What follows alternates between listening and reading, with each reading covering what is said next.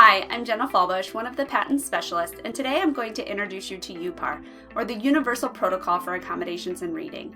This protocol will not only help to guide your decision-making process when it comes to appropriate read-aloud accommodations, but it can help a student see themselves as a reader even if they struggle to decode text by removing this barrier to comprehension.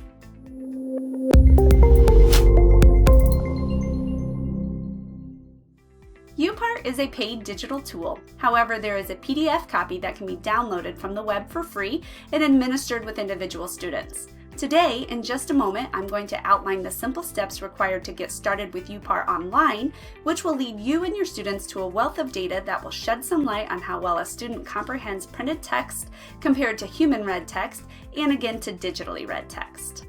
This data can and should be shared with the student and their educators as a means to determine whether a read-aloud accommodation is an appropriate accommodation.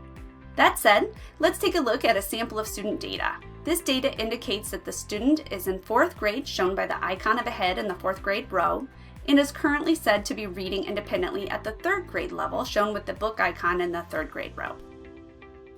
After completing uPAR, the data shows that the student comprehended with 20% accuracy at the 3rd grade level when silent reading with their eyes, then at 88% accuracy when reading auditorily with the human reader at the 4th grade level, and again at the 4th grade level with 88% accuracy with the text reader.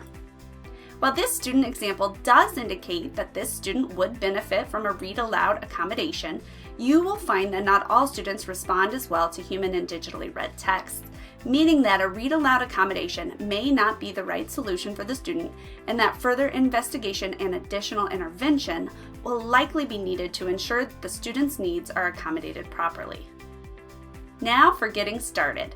Once the uPAR software is in place for your school district or classroom, which may require your technology department, you will need each student's name or email, grade level, and suspected independent reading level to get started. If you don't have an assessment in place to give you the student's reading level, use the data and information that you do have to make an educated guess as to their independent reading level. Next, visit universalpar.com and sign in.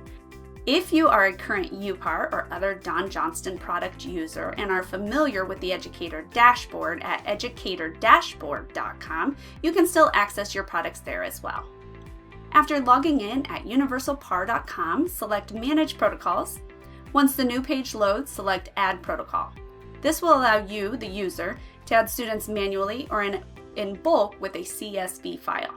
If you choose to add manually, make sure to click Add Student below the student's independent reading level each time you manually input the information. During the addition of your students, the user will also have the opportunity to name the protocol and to assign a password. Students will gain access to the protocol using this information. Please note that the name and password are case sensitive, meaning students will have to type them accurately when getting started.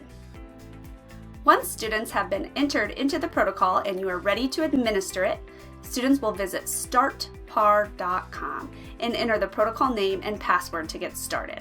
One practical feature about uPAR is that it doesn't need to be completed in one sitting. Students can take breaks and return to the protocol as needed. Today, I've offered you only a glimpse into uPAR and what it can offer you. There is more to learn about the flexibility of administration, how to support students throughout the protocol, and how to use this valid and reliable data, which is so critical to determining the appropriateness of text-to-speech or read-aloud accommodations, to inform your decisions. Please note that paid access to this tool and others is one of the benefits of applying for and being selected as an Aiming for Achievement grant recipient. This is a grant offered each school year by PATINS. To learn more about the grant, visit the grant opportunity link about halfway down on our homepage at patinsproject.org. That's PATINS project.org.